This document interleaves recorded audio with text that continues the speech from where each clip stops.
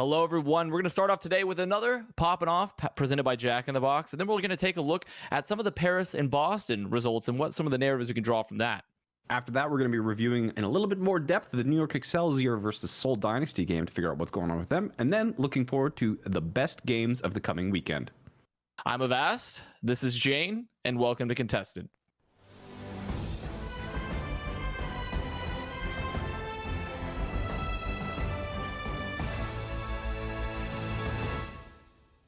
Hello, everyone. Once again, we are not live from the Frontier Communication Studio in Dallas, Texas. And now we have separate issues keeping us out of the studio instead of always something. Other issues. I'm starting to question whether or not the studio even exists at this point. Yeah. And it's like I haven't seen the sun in months. It's like, what is the studio? What is the outside world? You know, I've been making a lot of effort to go outside to make sure I do get sun still, on top of just taking my multivitamins. Is it scary?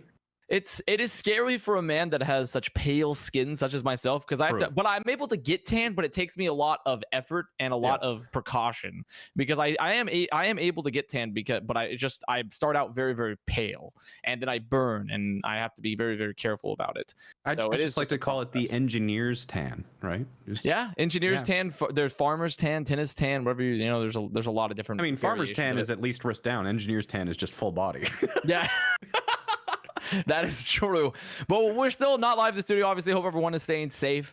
So we covered most of the news topics that happened for Overwatch last week, or not last week, but on Tuesday for the most part. So today is more of a super episode of let's look at what we saw from the games last weekend and how we can sort of project that and look at the hot matchups coming into this upcoming weekend, because there are a lot of really interesting things that we saw from the matches, both from just team-wise and player-wise, and really moving forward, like how is that going to affect everything moving forward, because we're in this new tournament-style format, and there's just a lot of interesting things to be seen. But before we do all that, we must look at the Poppin' Off presented by Jack in the Box, because there was quite a big pop-off, and it came from an unexpected team and a kind of unexpected player as well. It was Color Hex of the Boston Uprising. And it is going to be here. This is our Poppin' Off, presented by Jack in the Box. Color Hex of the Boston Uprising on Volskaya first versus the Paris Eternal. And he's on Tracer. We haven't seen Color Hex on Tracer too much, but it shows why he's pretty dominant Tracer player at times when he pops off on it, because he's going to get a 3K here. Start out first by getting the early pulse bomb kill onto Soon, then denying the res when FD God goes for it, and then following up by getting some of that harass damage onto Sparkle as the rest of the Boston Uprising just move onto the point and get the cap. And it just goes to show you that there's a lot of explosive power here on the Boston Uprising as we look forward to in the season, and particularly Color Hex on that Tracer. And that was the Poppin' Off. You practiced that one, didn't you?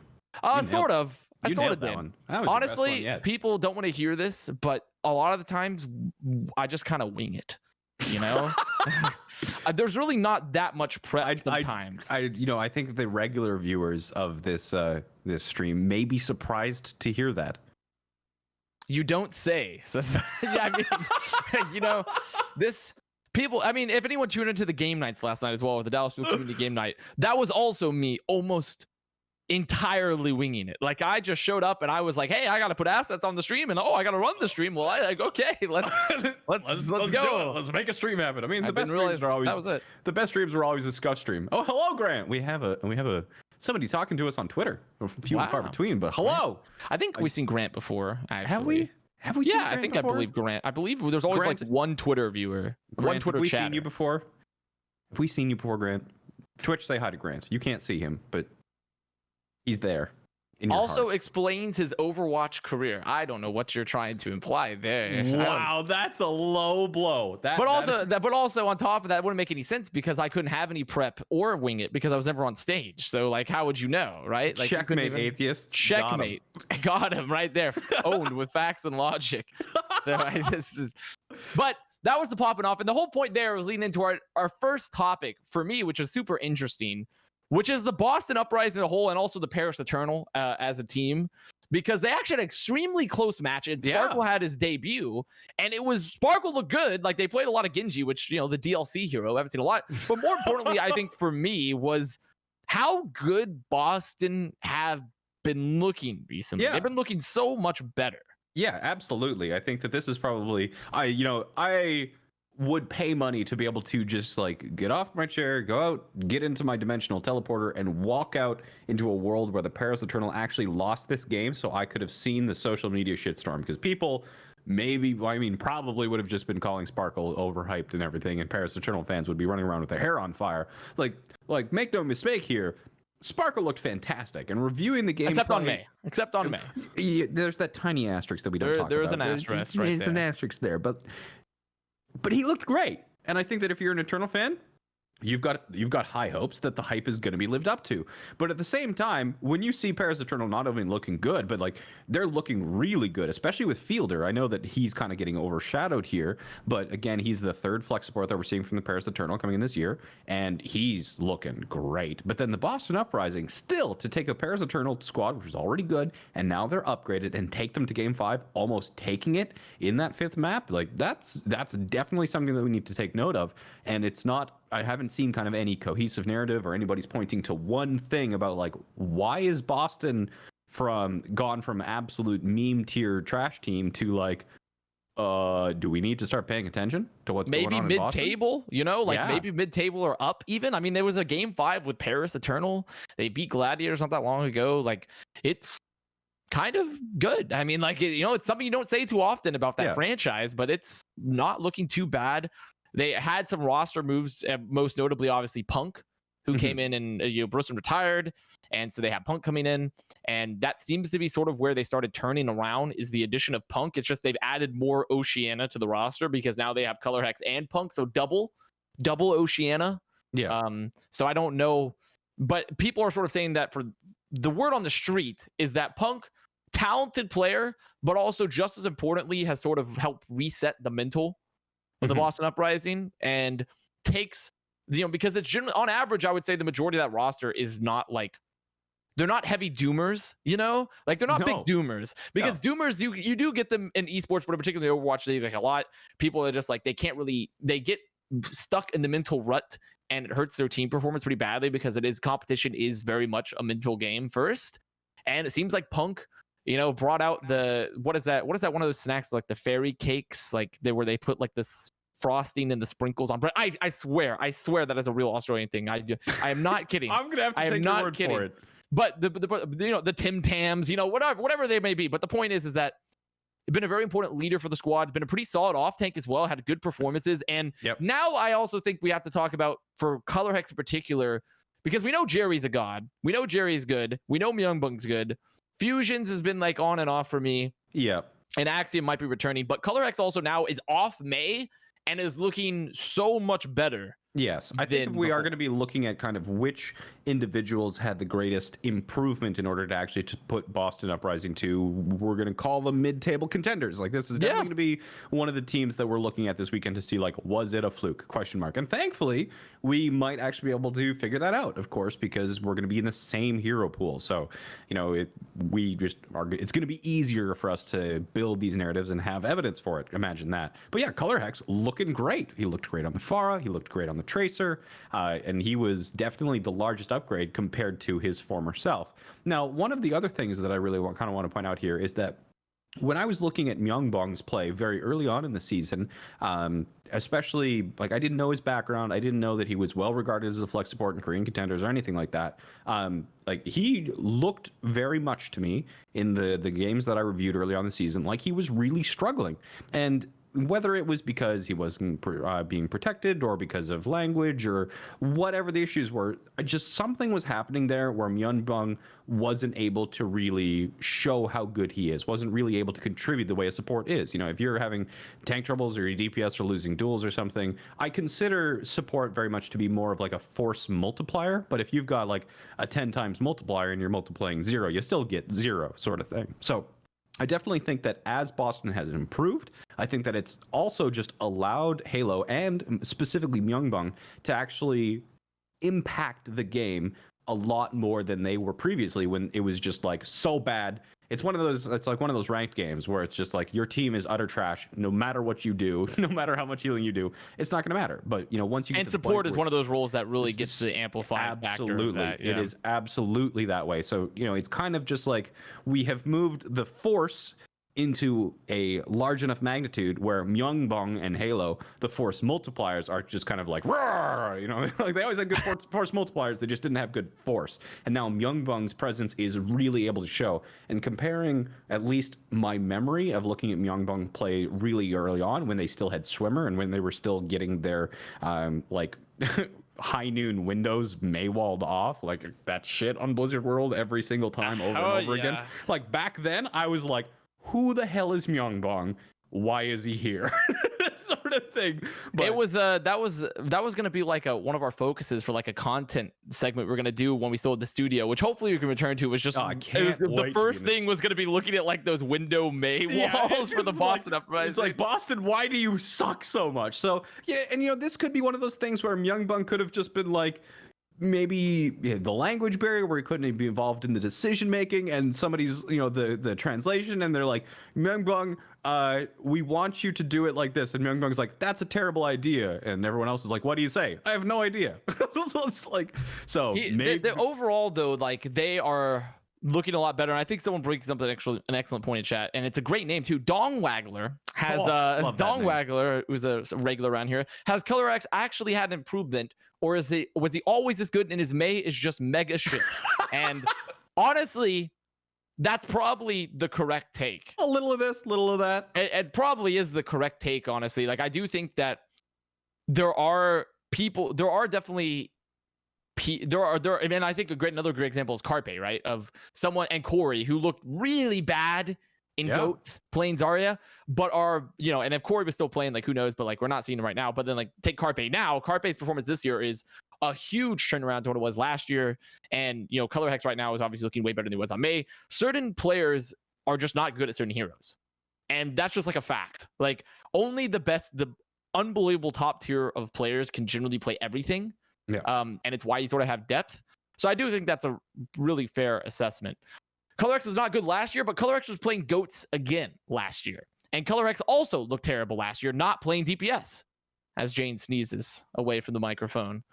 He moves away from the microphone to breathe.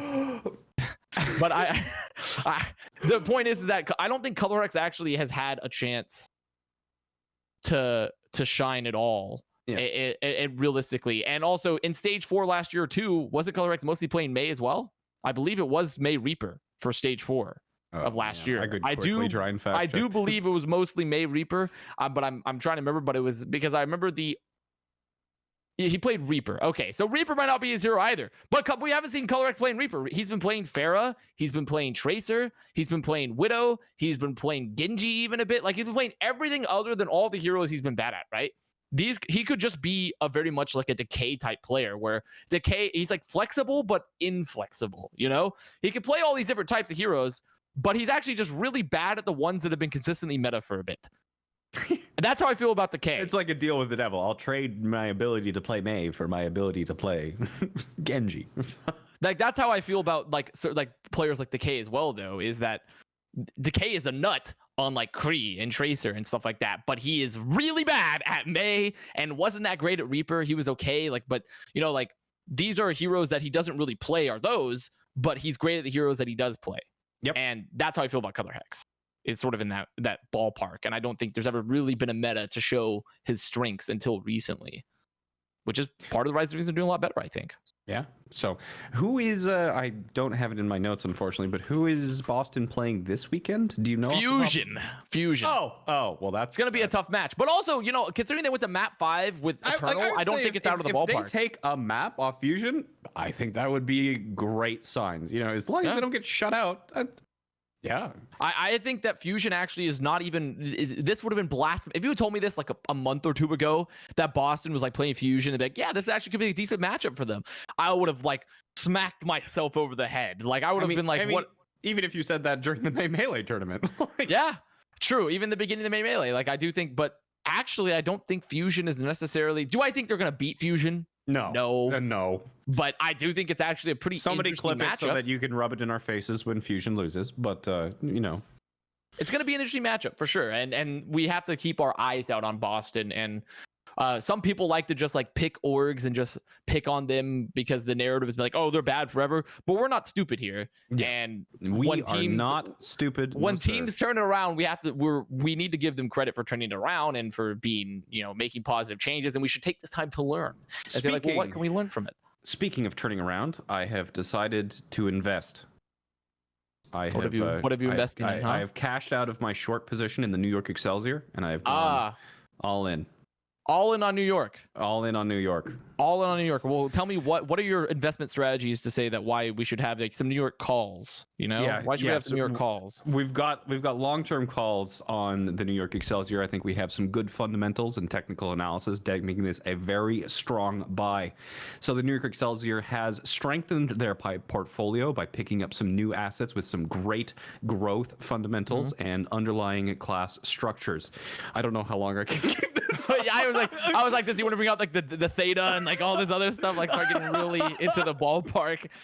That would be a fun show to do, just like complete financial mimicry. Could be a content segment. But yeah, I think Haksal looked really good. I think Haksal Nene is a really good DPS duo for them. I do think so. And like we were talking about it being a potential where this could very much change the play style of the New York Excelsior to a much more aggressive, proactive team, which they really haven't been. Now, they didn't play Mondu during this series. They still played Animo, so there are yet changes to be made, and we don't know why they're not playing Mondu, but the fact that they're looking this good, and I think Hotba also really, really quite impressed me, and I don't know what was the big change here, whether Hotba is just like working better with the new team culture, because it's very clear they have I don't want to say like new life. It's a different life. They have a different play style, a different pep in their step. They seem a lot more proactive in their play style. And Haksal and Nene have great synergy. Mano's still Mano. Like he's good, but he's not great. But at this point, they have enough great things in their bank right now, and still some moves that we haven't seen yet to debut.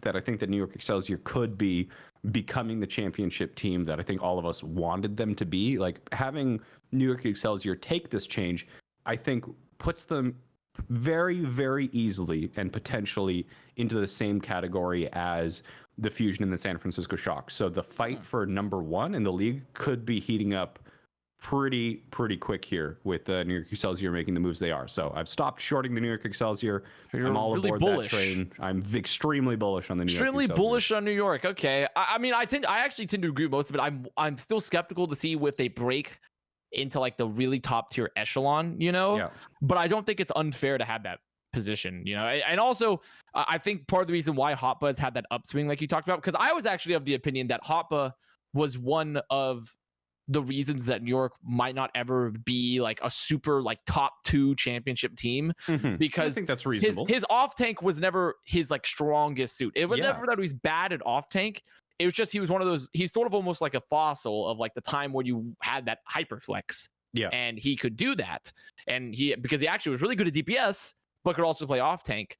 And it was never really his absolutely strongest role. But I do think that with New York sort of moving towards this more aggressive style, I think that's somewhere where Hotba thrives. I think that's where teams thrive in general. Actually, you have to be a very specific type of team to play slow and for it to work. But most teams will almost always benefit from aggression, no matter what. Yes. And that's where New York, I think, has started to find its footing a bit, and where Hotba is also starting to pick up that momentum. Because conversely, I've fallen very low. I want to just have puts on Soul. Because that's a team that does thrive occasionally in very slow metas, but just falls apart all the other times when I look at them and realistically just about everything else, and are so wildly weird. Just like the only parts where I can continue to look at Soul and be like, yeah, like I'm still huge on this person always. Like I'm still pretty big on Fitz, and Toby is generally always pretty consistent. Yeah, consistent. That's where I'm with that is the highest praise you can give Toby. Yeah, that's about the consistent. highest. And if I was to add another word onto that, it would be mediocre. It's like consistently mediocre. But yeah, like Fitz is fantastic. Prophet, I'm not sure if he had a hangover, but boy, did he have an off day. And, when you're comparing like the New York Excelsior's aggression here, the Seoul Dynasty were very, very reactive, very defensive. And they kind of just like never really had a game plan. We're never really trying to make New York play their game. I'm not sure if they even knew what their game was or if they had one of any variety. And before I reviewed this game, I was using the talking point where the Seoul Dynasty had been shut out of points, where, they didn't score anything. They didn't get anything on Koth. They didn't get first point capture on Hybrid. They didn't get first point capture on 2CP either. Now, at the same time, I do have to, I suppose, reduce the sharpness of that criticism, because Seoul actually held the New York Excelsior to quite a few points themselves. And the fact that on Hollywood, for example, Seoul Dynasty stopped them halfway through second. So like New York only captured first point on Hollywood, and they only captured first point on Hanamur as well. They didn't capture the second. So despite shutting out Seoul, New York only got 1 point on those maps. It wasn't like it was a complete blowout. So looking at it back, I think it is closer and was less horrific. I'm not going to say it wasn't horrific, but it was less horrific than I think that it could have been. But again, a lot of these things, it's like, yeah, not only are you having Profit have these problems here, and I still am not really sold on this whole Marvel thing, but it looked like as a team, they were more or less lost or just kind of going through the motions, which ironically is one of the criticisms that I had for the New York Excelsior very early on in the season. So at the same point, like I'm buying calls for the New York Excelsior, but I'm right there with you. I've got puts on the Seoul Dynasty. Yeah, and Seoul, I think, have entered the territory of like historically, I think, talented teams that are so wildly inconsistent that I refuse to call them good, because it was like how I feel about London season 1. It was how I feel about Fusion season 2.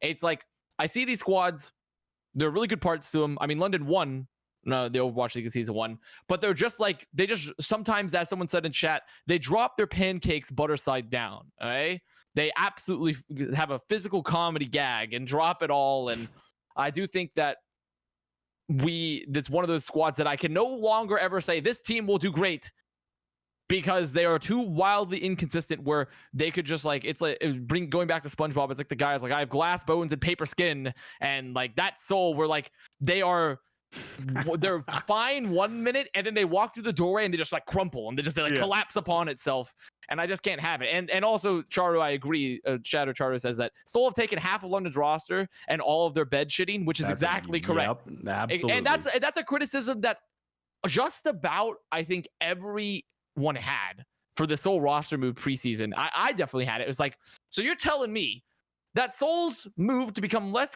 more consistent and better is to pick up the least consistent core in Overwatch League history with the London Spitfire and pay ridiculous amounts of money for it. That is like the equivalent of like, I'm going to invest in the quantum computing equivalent of a player where it just like alternates like 1 and 0 off on and on forever. And hopefully it lands on a 1. Like, hopefully the probability theory just works out for me that time where it lands on a 1 and like, that's it. And I've paid $500,000 or some ridiculous amount for this. Like that, obviously that's not how quantum computing exactly works, but hope everyone understands sort of. I wasn't going to say it was your best analogy ever, but well, whatever you want to go, like uncertain, what Heisenberg uncertainty principle, you can't observe an electron. Ding, there we go. Ding, ding, ding. Word of the day alert. Ding, ding, ding. More physics. But the purpose here is like, they're so wildly inconsistent, and the roster move was to pick up the most inconsistent core in the Overwatch League. So I just can't be big on Seoul. I can't. I can be big on New York, can't be big on Seoul. I can't do it. And I don't think anyone's going to fault you for that.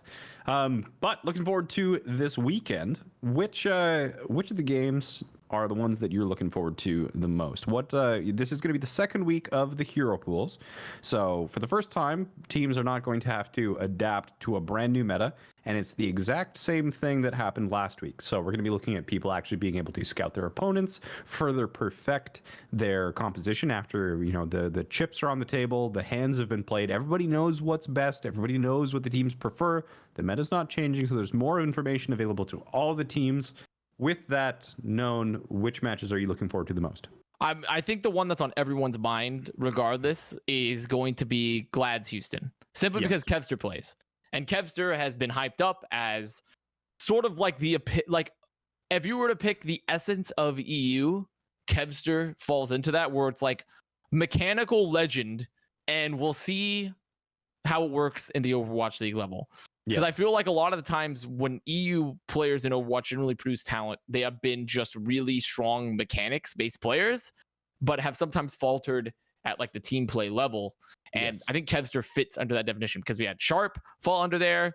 I honestly think both Big Goose and Shaz are technically within that category where they're both really good mechanically. Masa, the list goes on and on and on. Like just very strong mechanical players, and we have to see how it fits in. And the weird part is that it doesn't even vary that much from the Gladiators' current design, where they picked up a lot of very heavy mechanics players like OG and Mirror and Birdring even, that, but also were like, well, where does it go from here? You know, like how does this roster necessarily like mesh? And Kevster's still a great pickup. It allows them to do like double hit scan type of things, or Ash Tracer, which we've seen a lot of. But how is he going to work for the team? Is he going to play at all? I would like to see him play, but I don't know. And additionally, of course, Kevster being an individual who came from Team Doge, not only is he European, but he also came from North America's top contenders team, formerly Team Envy. Woo! But, you know, the ongoing conversation and debate, which will never, ever be settled, is basically how strong North American contenders players and teams are. Should teams be doing more scouting in the North American region instead of picking up Korean players? And whether or not Kevster likes it, he has now become the focal point for this discussion. So him popping off, having a great performance, and really rocketing. You know, it's not like I don't think they're expected to lose or anything against the Houston Outlaws, which I would definitely predict the Los Angeles Gladiators to win. The aforementioned potential slump that we had foretold or warned about many weeks never came to pass. They have kind of bounced back after that small struggle. But if Kevster does really pop off that conversation, I bet you dimes to donuts is going to be returning full force with more Team Doge players wanting to get picked up or at least scouted. So yeah, that's just a continuation of what has been, you know, a rather hotly contested topic, I suppose. That's the name of our show. Yeah, that's the name of our show. Name drop. Really, really good reference there.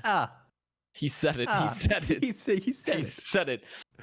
Which is, I think, is also unfortunate because sometimes a lot of like it's just reality. Like you're gonna have to deal with it, but it is unfortunate because it's sort of like the same way where like Geggery sort of became a focal point for like, you know, having more female players in the league. And she publicly stated that she didn't really want that. Now, obviously, I think her stance has like shifted a bit on it, but like initially she didn't want that to be the focus of her conversation. I think Kevster represents the same thing too. Like, how do we feel about contenders and Western talent being scouted from contenders versus, you know, the sort of ongoing brain drain from Korea?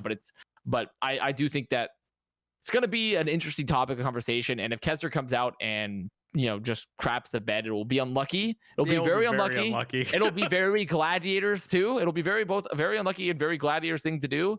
But I find it unlikely that's going to be a situation when you're playing Houston. And Houston's not even like laughable tier teams, I think, but they're just not that good. Really, you know, they are very equal to how well Dante is playing at any given moment. Yeah, and so, yeah. You know, the other thing, of course, that the North American simps, if you will, are going to be, they have more or less doubled down because simps. Like, you know, Vancouver Titans, if you were one of the Korean simps, you're going to be like, no, it's like obviously they suck. Just look at the Vancouver Titans. They blow chunks. But then the North Americans are going to be like, that doesn't count. The organization is terrible. They didn't actually scout, like they didn't do it properly. It's like the no true Scotsman thing. It's like it's no true North American contenders team or player. It's sort of thing. So they're doubling down and they're looking for any evidence that North American contenders is worth anything, I guess. And so right now the expectation is going to be lying squarely on Kevster's shoulders. So good luck, Kevster. Good luck. You might need it. I'm going to be watching. You might need it. I mean, especially since he's turned down a bunch of offers before this to go with the Gladiators. So we would hope that I would hope that it's going well for him. But we're going to have to see how the results speak for themselves. But moving on from that particular matchup, I think another one that's pretty interesting when we continue to look at teams evolving and moving forward is it's like two paths diverge in a yellow wood, you know? So on one side, we have Shock and Paris, where it only looks to be on the rise for these. Twilight, their newest pickup, just to make Shock even more of a powerhouse is like Twilight's coming to an A. Of course, he's a hype beast as well and flexes his Louis Vuitton bag as he's like coming to America, as many Korean players do. They just buy crazy designer crap. They really do. They do. And they do so much, like Balenciagas, like everything. They're such hype beasts. They're such hype beasts. But we have that match where we're going to continue to look at like teams that are looking to be pretty good, and they've added Sparkle for Paris. And then on the flip side, I have Atlanta, Toronto, which is the definition of just, oh my goodness, disappointing teams. Like just truly disappointing, like actual disappointment in team form for both of those squads. And the Atlanta team and the Toronto squad, both of them seem to be at least showing potential signs of internal difficulties, whether it's culture or motivation or burnout. I don't think, Baby Bay is going to talk shit, whatever, but he did kind of respond very publicly and quite strongly to just like a random fan. And then Surefour has been pretty public on his stream talking about his disappointment with how things are going so far as making the remark that if he could go back and make the decision to go pro again, he wouldn't take it. So he's somehow disillusioned with how the Overwatch League is going and regrets his decision going pro entirely. So it's like, these are things that you not really want to see. And even though they are individuals, having an individual like that who is kind of struggling, stressed for whatever reason, whatever cause, to no fault of their own or to entirely of their own fault, like that is going to affect a team. On the other side, however, Toronto does have Numlocked, and Numlocked looked pretty good. They fought the Vancouver Titans.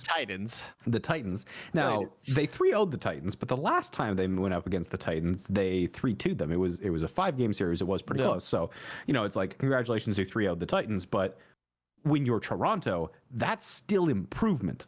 And I'm not sure if that's a good thing or a bad thing, but at the same time, this will be a good one. I don't feel like the teams are close enough that we're going to get anything definitive. Like, I definitely think that even if Atlanta like really, really struggles compared to where we had them or expect them to be normally, they're still vastly superior to the Toronto Defiant, in my opinion.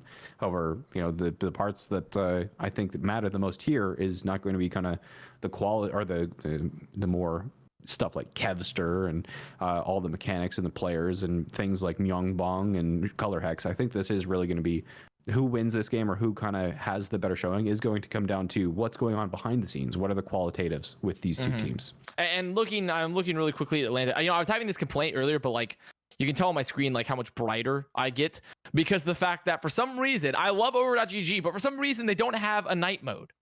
And for me, I was talking with Mike earlier. It's like, have you if a website tweeted at them? No, not yet. But if a website does not have the option to have a night mode or a dark mode, I consider your website a functional failure because like it's such a basic feature at this point and it ruins your retinas. Like, why would you not have the option to have a night mode? But that's a whole nother rant. But I was just looking at Atlanta Reign's past performances, like for the past couple weeks.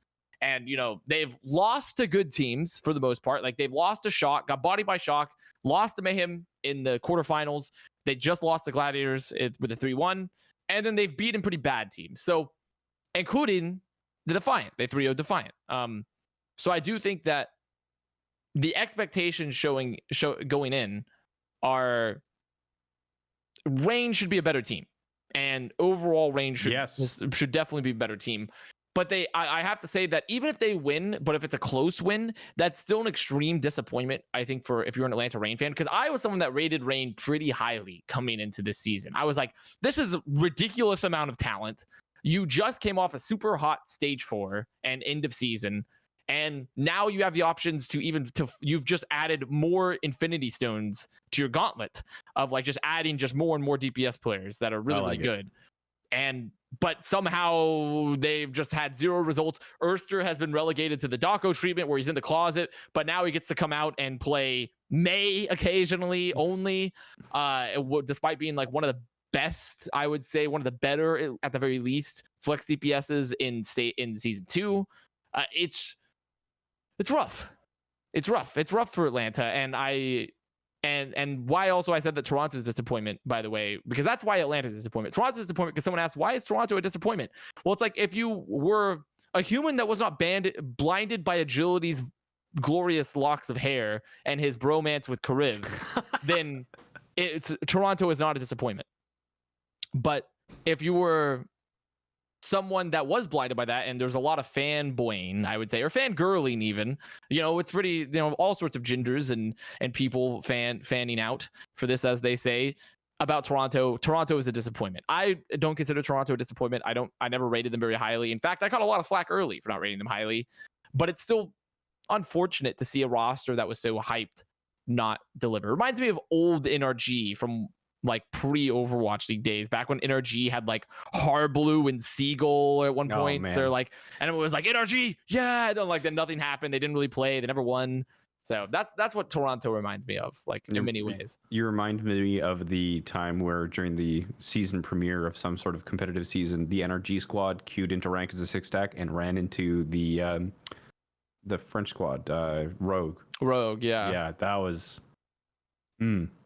Oh, good old times. Feels old man. Just a punch to the gut of nostalgia. Thanks for that one. But that's the old Dallas path. Yeah, old Dallas path also falls into that territory. Yep. But that's the whole point. It's like getting a bunch of very highly popular players that have a story and still not delivering, especially since they sort of captured the Canadian demographic as well while being a Canadian team, because they had a lot of Canadian players.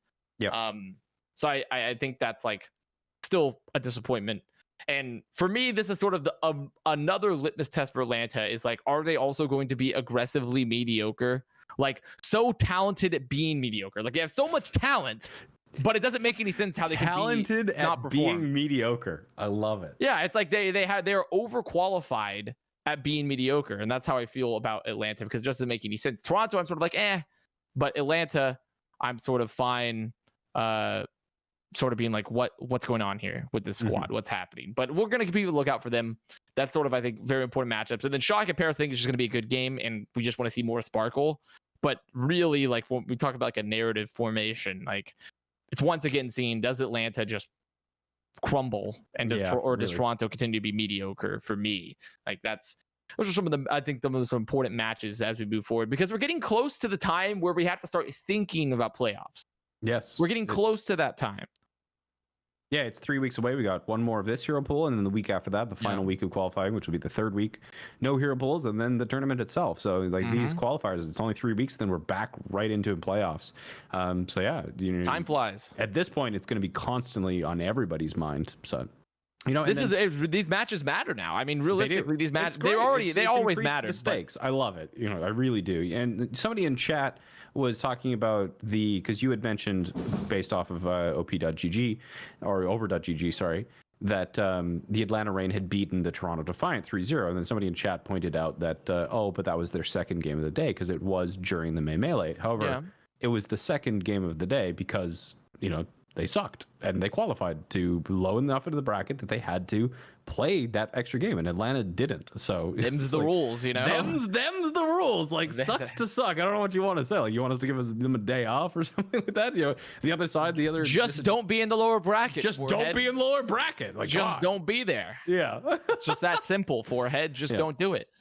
Yep, but that's I think that the only real narrative that I can think of to kind of try and watch on the Asian bracket, because like the three teams, the three matchups that you listed, the Shock Paris, Gladiators Houston, and Atlanta Toronto, are all the American side of the bracket, right? But I think that really the games that we have to watch for the Asian side of the bracket come down to Seoul is going to be facing against the Charge. We want to see it's a kangaroo clown show over here. We have no idea about which Seoul is actually going to show up, but I don't think kangaroo market Seoul. Kangaroo market Seoul. Ups and downs, just hops up and down, just all over the place. So it's like which Seoul is going to show up.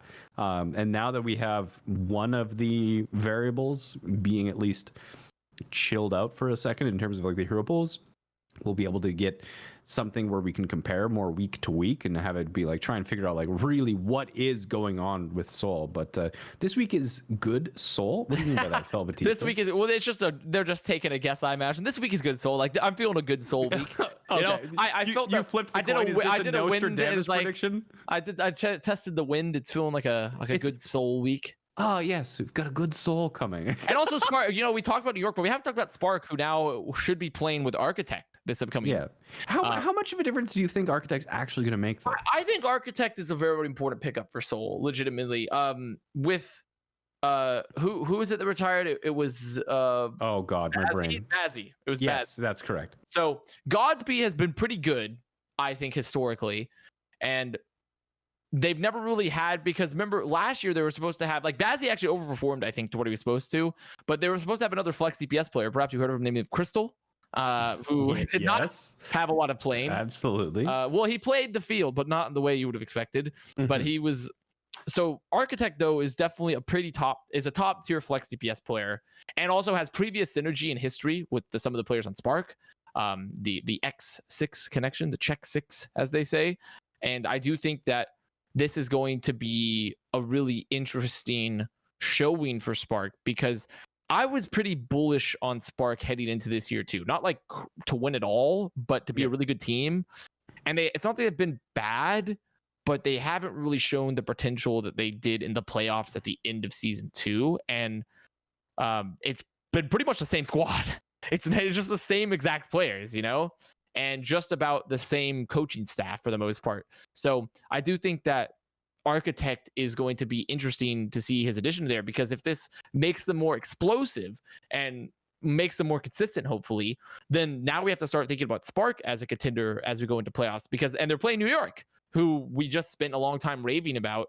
And I think if they perform well against New York or beat New York, then we can start hyper-focusing on Spark again. So many stonks if that happened. You would lose stonks, but that's why you always have to go for the spread, Like, I'm going for the short on New York, but also I'm going for the call on Spark at the same time. We're doing a spread there just a little bit. So I do think Spark is a really interesting matchup there, just to see how Architect is going to be playing, because Architect is going to be playing for sure.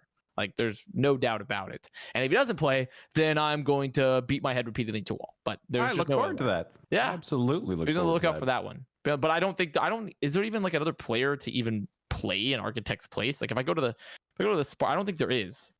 Spark Wikipedia. I don't think there is another player to even take his place, right?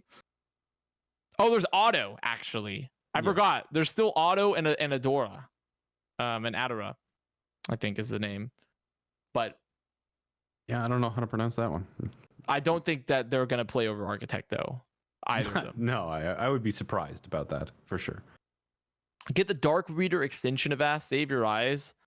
I think I actually used to have that extension. Maybe I need to re-download it at some point. Need to get it back on there. But I don't think any of those players are going to be playing over Architect. They shouldn't be playing over Architect. The guy's a nutter. The guy's an absolute nutter.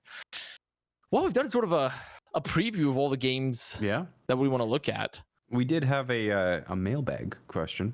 We asked it. Yeah.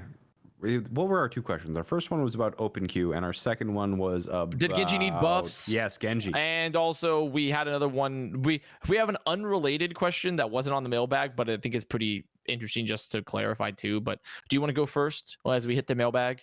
Yeah, because I was the one who asked the Genji question, I will take the Genji submission from Mr. Sam Christie, who says, I'm not in favor of buffing Genji because buffing lots of heroes simultaneously is what got us in this hellhole to begin with. Now, this is what you were saying last week. We saw Genji players pop off this weekend because Brigitte was banned, and she is a broken hero that not only counters Genji, but is also a must-pick if Genji is played to give him armor packs and synergy.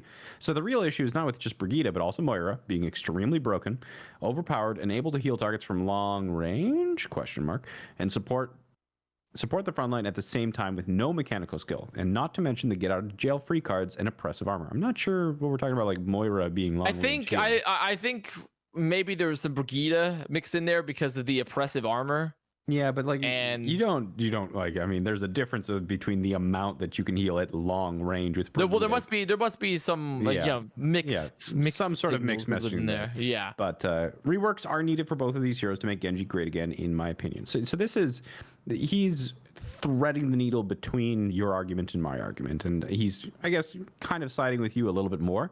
And I'm not saying that he's wrong, but my argument was the fact that the changes that you're asking that they should do on paper in a theoretically perfect world, yeah, they should be bringing back the power levels on healing on these really quite overpowered supports, as well as some of the other DPS that have creeped quite into a powerful place compared to Genji. But that's going to take a lot longer in order to make those changes that are very much necessary. Not going to argue with you on that one, but I think if you want to see Genji have playtime anytime sooner than like the end of the year, which is probably even an optimistic estimate if you're waiting for Blizzard to make the kind of changes that you're suggesting here, I think that buffing Genji into a place where maybe he's actually going to see some play as well is really the only option we have in a practical role of seeing Genji in the anytime near future. I just want to say neither Moira nor Reaper. I tend to agree with that, but I think that's interesting is that neither Moira nor Reaper can be punished easily enough for how much throughput they have. Throughput says AO Dino, which I also tend to agree. That's a big problem that Genji has too. Like flankers in general, like why we've seen I think a shift away from heroes like Genji 2 is because they're so much more easily punished. Yeah, and it's not just easily consciously punished, but it's very easy for just like random things to happen so fast that you can't instinctively react to it. It's like you just get one shot for like, an Ashe being able to one shot a Tracer headshot, like that is always a perpetual risk. But if you're never at a point where you can just get one shot or bursted very easily, then you can react to that, especially with heroes that have the ability to react to those sort of things. So yeah, just like, especially at the highest level, even of the risk of having your entire team fight come apart because a low percentage chance occurrence happened, it's like over a long enough time frame, it's like something unfortunate is going to happen. You're just going to get like hit at the same time from a Zen Orb as you do from a body shot from this, and you're going to die before you can react. Whereas if that had happened just kind of like randomly on a Mei or a Reaper, both of them would be able to react to it and survive and keep fighting. So it is just kind of additionally that extra survivability is just a gamble against randomness. And this is not related to our original questions at all, but someone named Maurice Bell asked, what is your opinion on sport agents for players? Every sports team have agents just for these moments. This is in relation to us talking about the Fissure contract situation and him likely, they made the comment, the front office, saying that he was released for cause now, but we haven't released what the cause are. There's reports I've heard where, it might be a little BS, like they try to lump them in and just swoop them out of there. They're doing the legal, and the thing is that they already do have agents for players. In fact, agents are a pretty common thing in esports already for both players and talent even that are working in leagues or just in games. So the thing about agents is that agents, unless you choose to pursue legal action, agents are not lawyers always either. No, they're not always lawyers. Like there are some that are, but they're not always. Morrison. Yes. Ryan Morrison is a lawyer, but I was trying to think of outside of Morrison. I think he's the only one that I know of. I think maybe parts of Evolved. No, he's part of Evolved, not Evolved.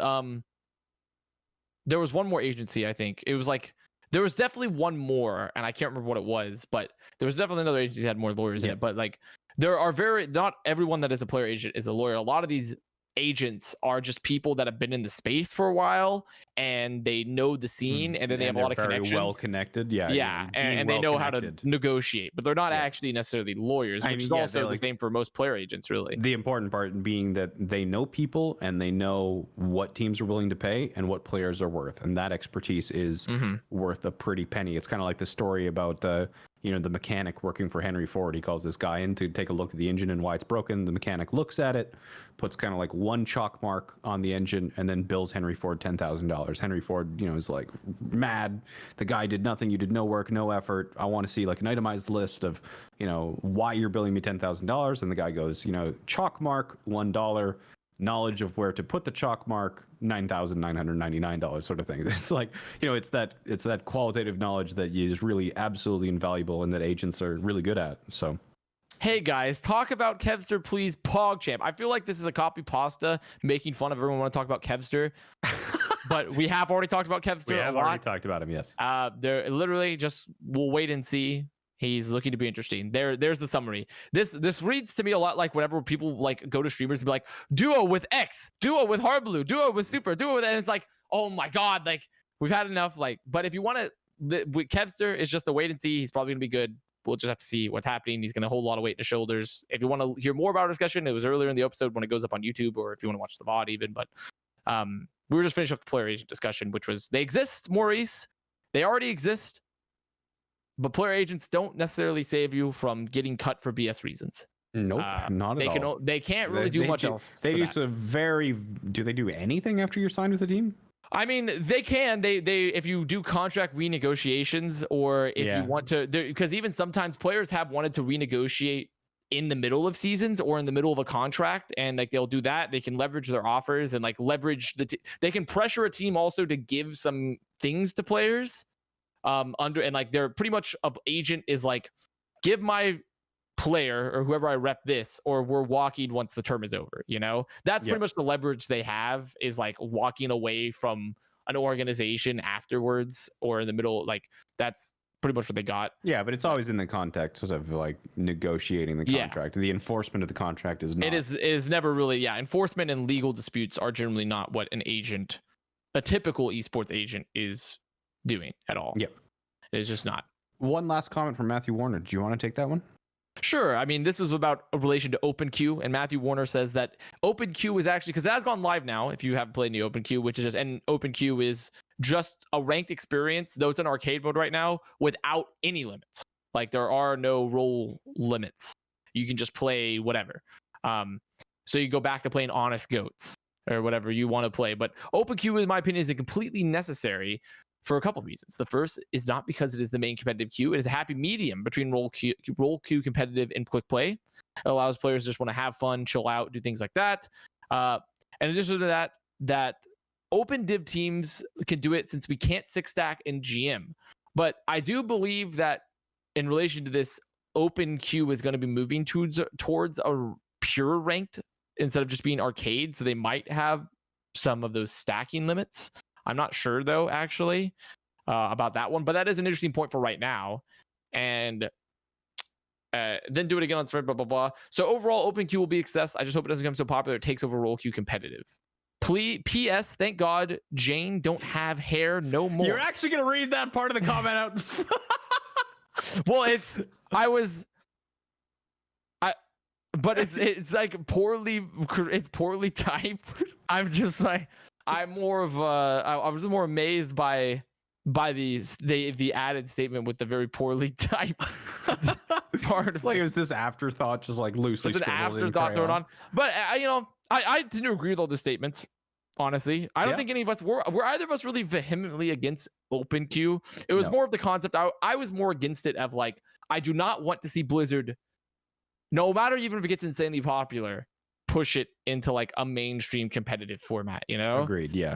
Because that would be truly disastrous. That would be like us regressing back into apes in terms of Overwatch. Like that's where we would go, is we're standing upright, Homo erectus, and then we're just right back to Neanderthal if we go like the opposite direction for like OpenQ.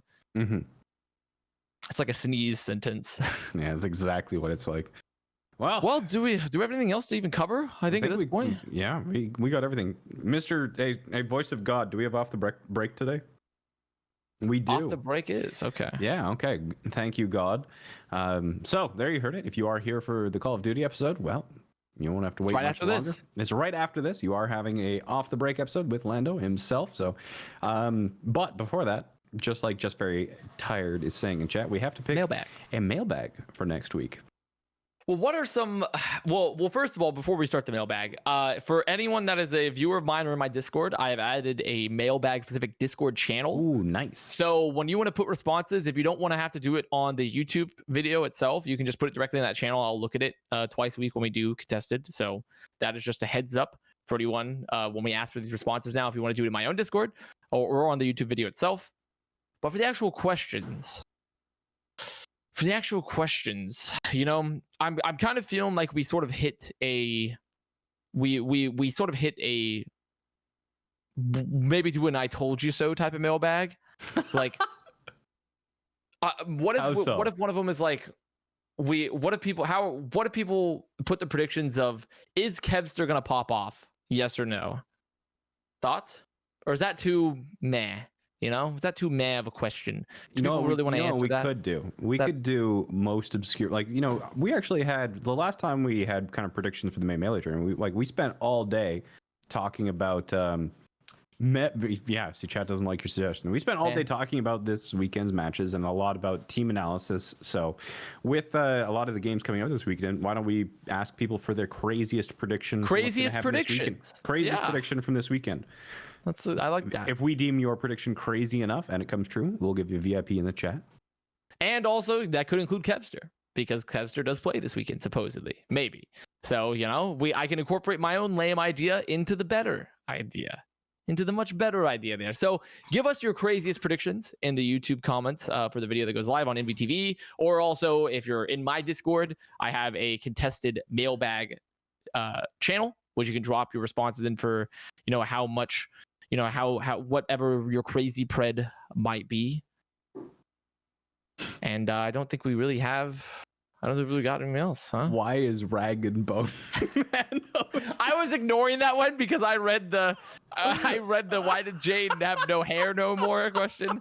That one's actually pretty funny though. Anyway, yeah, that is our show for today. I hope you guys enjoyed your Thursday episode of Contested.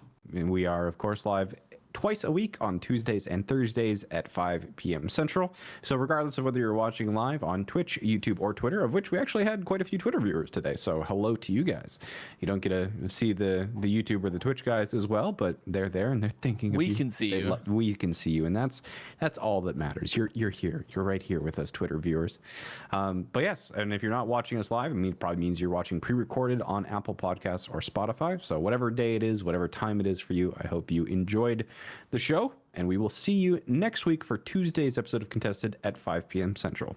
I'm Jayne, this is Avast, and you have watched Contested.